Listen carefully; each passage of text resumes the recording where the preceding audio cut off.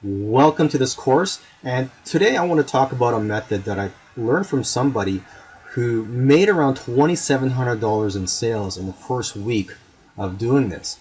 And what he did was he would find influencers on Instagram and ask them for shout outs. If you don't know what a shout out is, it's like a recommendation.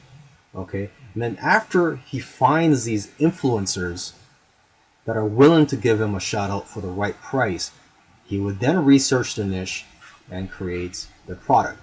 And then once he creates the product, he would go ahead and pay the influencers to do the shout out and get traffic to his store and make sales. Okay? And once a process is complete, you could just repeat it with the same influencer, create a different product, or you could find more influencers in the same niche or even different niches and just repeat the whole process again. So in the following videos, I'm going to go more in depth, show you each step of the way, and show you also how to create the product quickly. So I'll see you in the following video.